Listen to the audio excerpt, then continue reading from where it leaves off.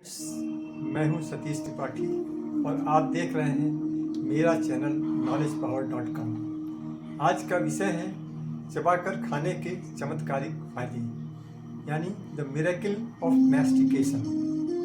क्या आप जानते हैं कि खाना सिर्फ पेट में नहीं बल्कि मुंह में भी पचता है? वो ऐसे कि जब चबाने की प्रक्रिया होती है तो उसको खाने को छोटे छोटे टुकड़ों में तोड़ देता है मैस्टिकेशन, और उसमें एमाइलेज नाम का जो एंजाइम्स है वो मिल जाता है और ये कार्बोहाइड्रेट को पचाने का काम करता है। तो कुछ काम आपका मुंह से ही शुरू हो जाता है पचाने का और पेट पर जोर कम पड़ता है। दूसरा, चेहरे और जबड़े की मसल्स भी मजबूत होती है क्योंकि इसका एक तरह से एक्सरसाइज भी हो जाता है। तो इससे आपका स्किन का ग्लो बढ़ता है, टोन और शेप भी चेहरे का बढ़ता है।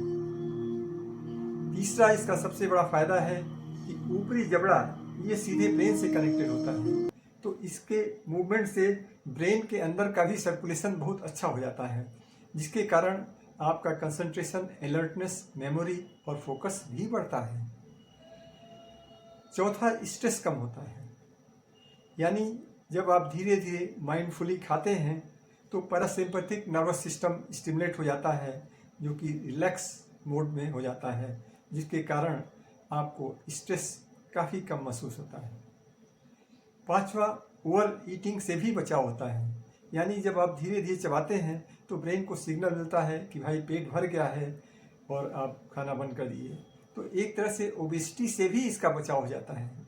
कई बार आपने देखा है प्लेयर्स को या बहुत से लोग चिंगम चबाते रहते हैं, तो ये इसका फ़ायदा उनको मिलता ये है कि कॉन्फिडेंस हो जाता है और स्ट्रेस भी कम हो जाता है।